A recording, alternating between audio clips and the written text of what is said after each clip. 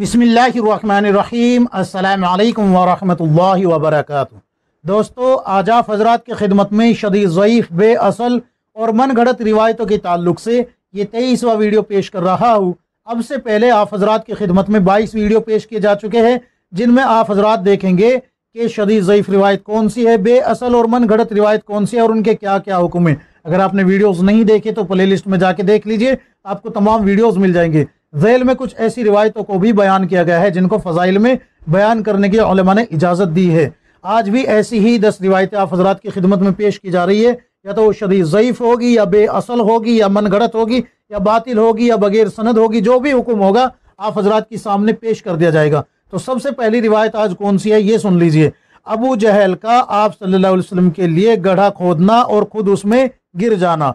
Sheikh Mohammad रहावी wise रहमतुल्लाह अलैहि अल मुतवफ़ा 1090 हिजरी ने जामिउल मौजज़ात में तहरीर फरमाया है कि एक मरतबा अबू जहल ने रसूलुल्लाह सल्लल्लाहु अलैहि वसल्लम को नऊज़ बिल्लाह कत्ल करने का इरादा किया और बीमारी का बहाना कर लिया।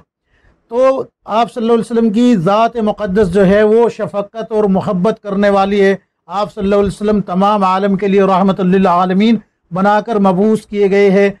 तो आप सल्लल्लाहु अलैहि वसल्लम इयादत के लिए जाने लगे, लेकिन उससे पहले अबू जहल ने क्या किया कि जिस रास्ते से आप सल्लल्लाहु अलैहि वसल्लम को गुजरना था अबू जहल के घर आने के लिए, तो उस रास्ते पे अबू जहल ने एक गड्ढा खोद दिया और उस गड्ढे को जो है किसी चीज़ से ढांप दिया ताकि ये पता न लगे कि ये गड्ढा है।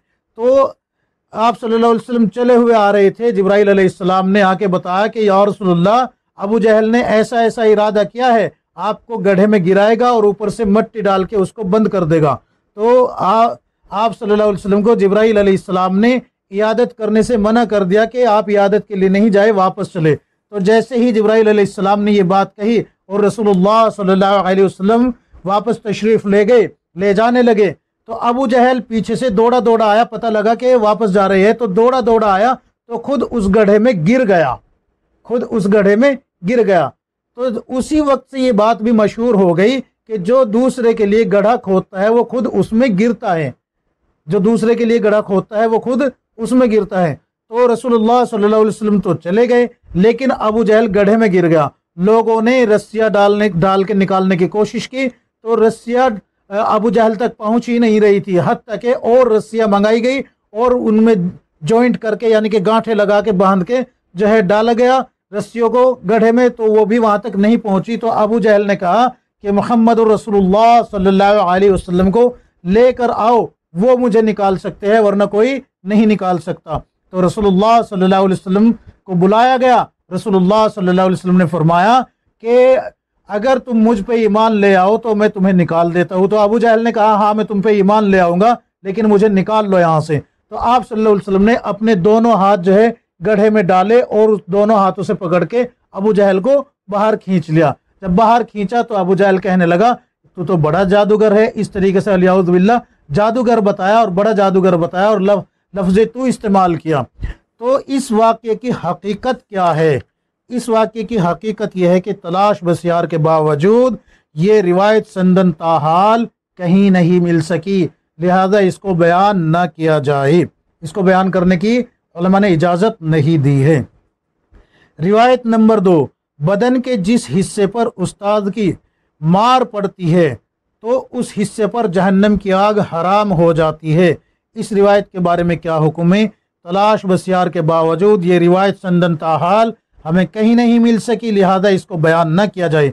एक बात और यहाँ बता दी जाती है कि ज़ेर बहस मज़मून हुक्मन मरफूअन आप सल्लल्लाहु अलैहि वसल्लम का कौल ही कहलाएगा। यानी कि ये जो है ना, जैसे कि किसी भी चीज़ के लिए, सवाब के लिए या अजाब के लिए ज़रूरी है कि जो नबी है यानी कि जिस पे अल्लाह की तरफ से वही उतरती है, नाजिल होती है, वो ही अगर अल्लाह के हुक्म से कोई हुक्म लगाए तो वो सवाब भी बन जाएगा, और अगर अल्लाह न करे उस पर किसी की पकड़ के बारे में आया है तो फिर वो पकड़ भी बन जाएगी।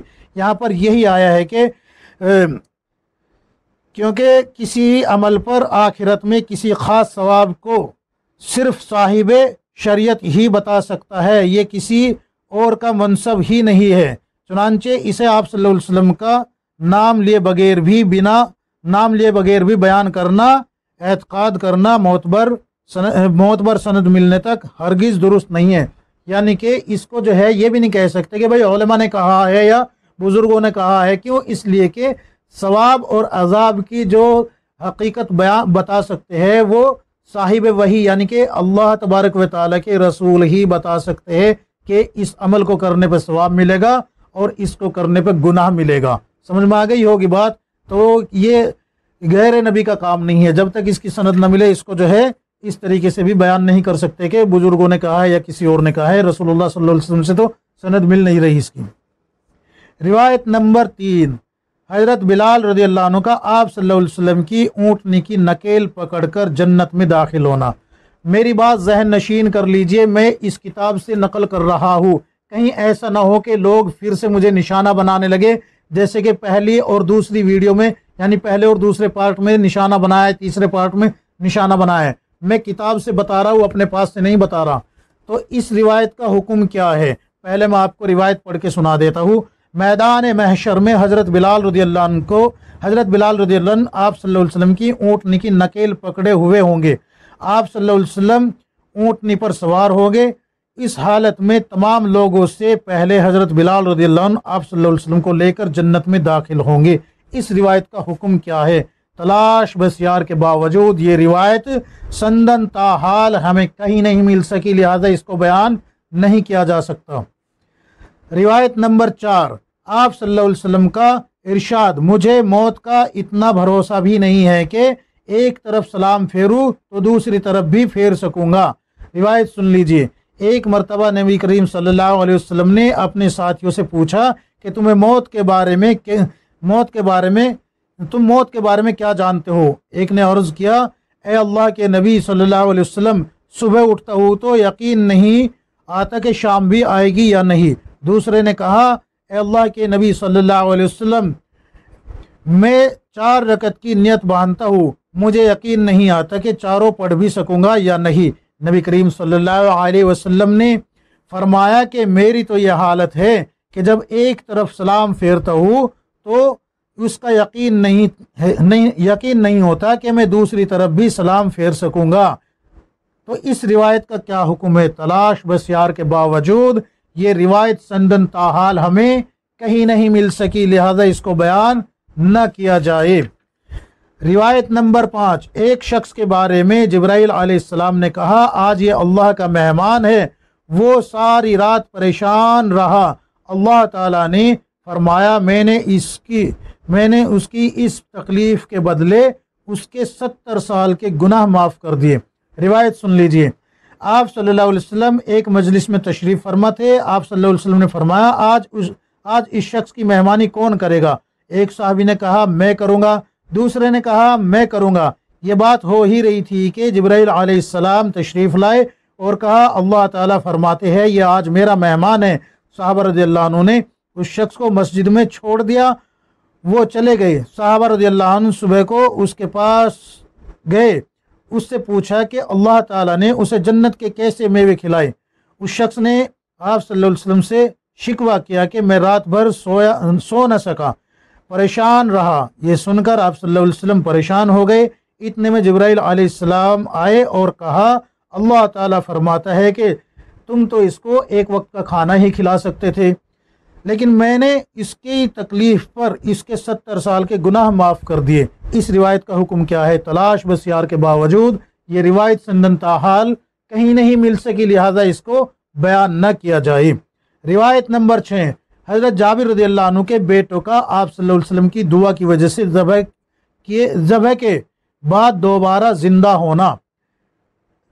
ये जो जंग खंदक है ना, इसके बारे में ये हुक्म आया है। देखिए, जाबिर रज़ियल्लाहु अन्हु ने आप सल्लल्लाहु अलैहि वसल्लम की दावत की थी जंग खंदक में, और ये बुखारी शरीफ में आपको वाक़या मिल जाएगा, पूरा वाक़या कि आप सल्लल्लाहु अलैहि वसल्लम की दावत की। आप सल्लल्लाहु अलैहि वसल्लम ने जो है तमाम सहाबा इकराम की दावत कर दी।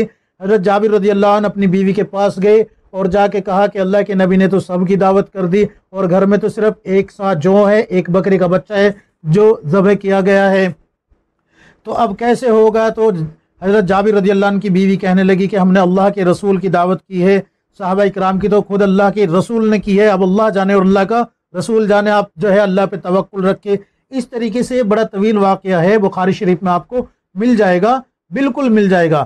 لیکن یہاں پر اس واقعے کو زیر بحث اس لیے لایا گیا ہے کہ اس واقعے میں بخاری شریف میں جو ہے کہیں بھی یہ بات نہیں ملتی کہ حضرت جابر رضی اللہ عنہ کے دو بیٹے، ایک کو جو ہے خود یعنی کہ دو بیٹے ہیں حضرت جابر رضی اللہ عنہ کے، اور جس وقت یہ بکری ذبح کی جا رہی تھی تو دونوں بچے دیکھ رہے تھے، تو ایک بچہ جو ہے اپنے بھائی کو یہ کہنے لگا، یعنی کہ دونوں بیٹوں میں سے ایک بیٹا یہ کہنے لگا کہ امی نے کس طریقے سے بکری ذبح کی ہے میں بتاؤں، تو اپنے چھوٹے بھائی کی گردن پہ چھری چلا دی اور وہ جو ہے یعنی کہ فوت ہو گیا، ذبح ہو گیا۔ تو یہ جب خون بہتا ہوا دیکھا حضرت جابر رضی اللہ عنہ کی بیوی نے، تو ایک دم دوڑی ہوئی آئی، تو وہ بچہ ڈر کی وجہ سے بھاگا اور وہ تندور میں گر کے وہ بھی فوت ہو گیا۔ اب یہ دونوں بچوں کو جو ہے نکال یعنی کہ اس تندور میں سے بھی نکالا اس کو، اور جو ذبح ہو گیا تھا اس کو بھی، دونوں کو چارپائی پہ کپڑا اٹھا کے لٹا دیا، اور یہ بتایا نہیں جابر رضی اللہ عنہ کو کہ یہ کام ہو گیا، نہیں یہ نہیں بتایا، بلکہ کہہ دیا کہ جاؤ اللہ کے نبی صلی اللہ علیہ وسلم کو اور مہمانوں کو لے کے آ جاؤ۔ مہمانوں کو کھانا کھلایا گیا، رسول اللہ صلی اللہ علیہ وسلم جو ہے مہمانوں کو کھانا کھلاتے رہے، اپنے ہاتھ سے اتار اتار کے جماعت کو کھانا کھلاتے رہے۔ آخر میں رسول اللہ صلی اللہ علیہ وسلم نے یہ فرمایا کہ آپ کے دو بیٹے ہیں، ان کو لے کے آئے، میں ان کے ساتھ کھانا کھاؤں گا۔ اب چونکہ وہ تو دونوں فوت ہو چکے تھے، تو حضرت جابر رضی اللہ عنہ گھر کے اندر تشریف لے گئے، بیوی سے کہا کہ رسول اللہ صلی اللہ علیہ وسلم بچوں کو بلا رہے ہیں۔ بیوی نے جو ہے منع کر دیا کہ وہ سو گئے ہیں، لیکن رسول اللہ صلی اللہ علیہ وسلم نے کہا کہ نہیں نہیں، میں اس وقت تک کھانا نہیں کھاؤں گا جب تک کہ تمہارے دونوں بیٹے نہیں آ جاتے۔ تو حضرت جابر رضی اللہ عنہ گھر کے اندر تشریف لے جاتے ہیں، اور جس کپڑے کے اندر ان بیٹوں کو لپیٹ رکھا تھا، یعنی کہ لٹا کے اوپر سے کپڑا ڈال رکھا تھا، جیسے ہی وہ کپڑا اٹھایا حضرت جابر رضی اللہ عنہ نے، تو وہ دونوں بچے زندہ تھے اور دونوں ایک دوسرے کے گلے مل رہے تھے۔ تو یہ پورا واقعہ اس طریقے سے بیان کیا جاتا ہے۔ دیکھیے جنگ خندق میں جو واقعہ پیش آیا ہے آپ صلی اللہ علیہ وسلم کی بھوک کا اور حضرت جابر رضی اللہ عنہ کی دعوت کا اور صحابہ اکرام کا اس دعوت میں شرکت کا، یہ تو بخاری شریف میں بھی آپ کو مل جائے گا۔ لیکن یہ بچوں والی جو بات اس میں پیش کی گئی ہے، اس کے بارے میں حکم یہ آیا ہے کہ یہ تلاش بسیار کے باوجود یہ روایت، مذکورہ روایت، یہ جو حکایت ہے جس کو بیان کیا جاتا ہے، یہ نہیں مل رہی۔ واقعہ تو مل رہا ہے وہ، لیکن حضرت جابر رضی اللہ عنہ کی اولاد جو ہے، دو بیٹے ہیں، ان کا ذبح ہونا اور پھر ان کا زندہ ہونا یہ کہیں بھی نہیں مل رہا، لہذا وہ واقعہ تو بیان کیا جائے، کوئی حرج نہیں ہے۔ کیوں؟ اس لیے کہ بخاری شریف میں ہے، لیکن یہ بیٹوں والا واقعہ یہ بالکل بیان نہ کیا جائے، اس کی کوئی سند نہیں مل رہی۔ روایت نمبر 7، پانی دیکھ کر پینا آپ صلی اللہ علیہ وسلم کی سنت ہے۔ ہائے کیسی مشہور روایت ہے یہ، اس کے بارے میں پہلے میں آپ کو جو ہے یہ بتا دیتا ہوں کہ اس کا حکم کیا ہے۔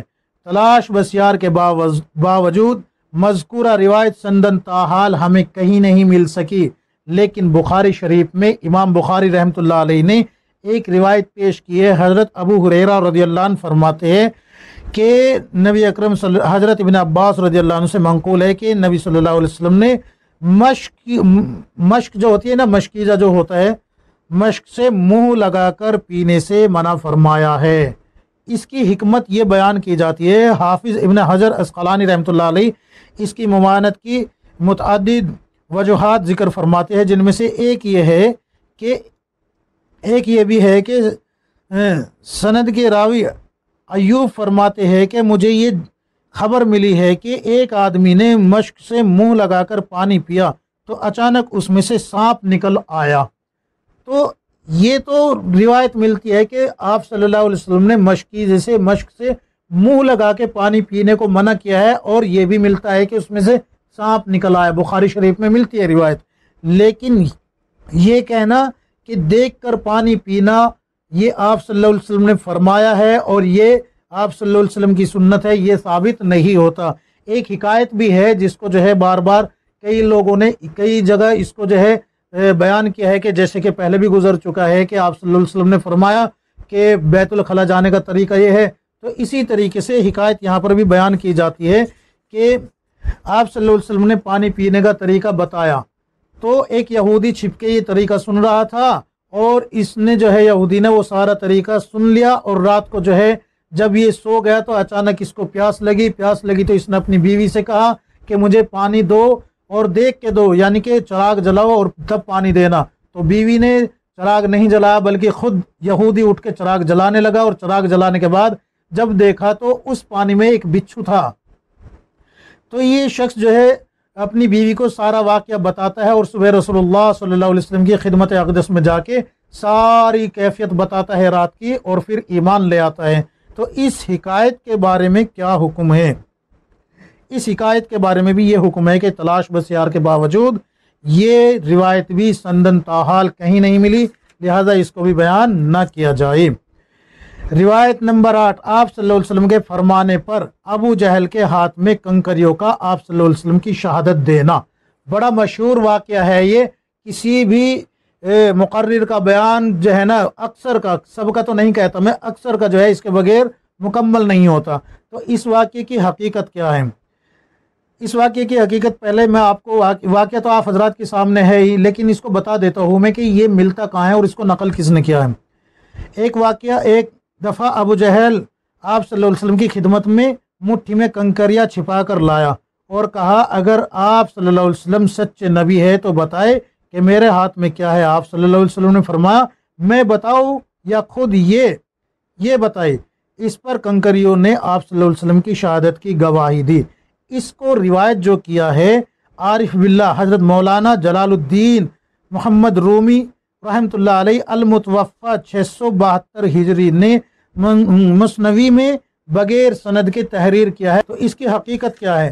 اس کی حقیقت یہ ہے کہ تلاش بسیار کے باوجود یہ روایت ہمیں کہیں نہیں مل سکی، اور جب تک اس کی کوئی سند نہ ملے اس کو بیان نہیں کیا جا سکتا۔ اچھا، روایت نمبر 9،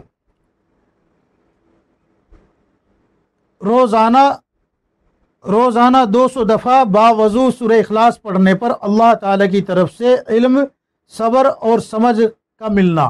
اس روایت کے بارے میں کیا حکم ہے؟ پہلے روایت سن لیجئے۔ جو شخص روزانہ 200 دفعہ باوضو سورہ اخلاص پڑھے گا، اللہ پاک اسے اپنے علم میں سے علم دے گا، اپنے صبر میں سے صبر دے گا، اور اپنی سمجھ میں سے سمجھ دے گا۔ روایت کا حکم کیا ہے؟ تلاش بسیار کے باوجود یہ روایت سندن تاحال ہمیں کہیں نہیں مل سکی، لہذا اس کو بیان نہ کیا جائے۔ روایت نمبر 10،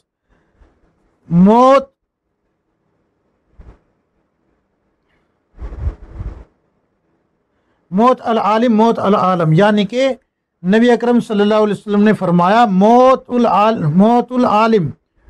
العالم یعنی کہ عالم کی موت سارے عالم کی موت ہے۔ اس روایت کا حکم کیا ہے؟ تلاش بسیار کے باوجود یہ روایت سندن تاحال ہمیں کہیں نہیں مل سکی، لہذا اس کو بیان نہ کیا جائے۔ تو یہ 10 روایتیں آپ حضرات کی خدمت میں پیش کی ہے۔ بھائی تھک گیا بولتے ہوئے، تیز بول رہا ہوں۔ تو یہ جو مولانا جلال الدین رومی رحمۃ اللہ علیہ نے جو روایت، یہ حکایت جو بیان کی ہے نا، یہ اس کی کوئی سند نہیں مل رہی۔ ابو جہل والی جو بات ہے، یہ ابو جہل کا کنکریوں کا جو ہے ابو جہل کے ہاتھ میں کلمہ پڑھنا، اس کی کوئی سند نہیں ہے، لہذا اس کو بیان نہ کیا جائے۔ بلکہ میں آپ کو جو ہے ڈسکرپشن میں یا پھر جو ہے اپنا پہلا کومنٹس مینشن کر دوں گا، دار الاخلاص جو ہے، دار الافتاء، اس نے جو ہے اس کو بالکل من گھڑت قرار دیا ہے، اور اس میں باقاعدہ بڑی تحریر کے ساتھ حوالے پیش کیے۔ اگر وہ ڈسکرپشن مکمل نہیں ہو پایا، یعنی کہ اس سے پورا ہو جاتا ہے اور جگہ بچ جاتی ہے، تو میں اس کو مینشن کر دوں گا، یا پھر جو ہے کومنٹس میں مینشن کر دوں گا اگر وہاں جگہ بن جاتی ہے، اور اگر وہاں بھی نہیں بنتی تو پھر انشاءاللہ میں کمیونٹی پوسٹ ڈالوں گا اس تعلق سے، آپ اس کو پڑھ کے دیکھیے، آپ کو پوری حقیقت معلوم پڑ جائے گی۔ اللہ تبارک و تعالی ہم سب کو کتاب و سنت کے مطابق زندگی گزارنے کی توفیق عطا فرمائے، آمین یا رب العالمین۔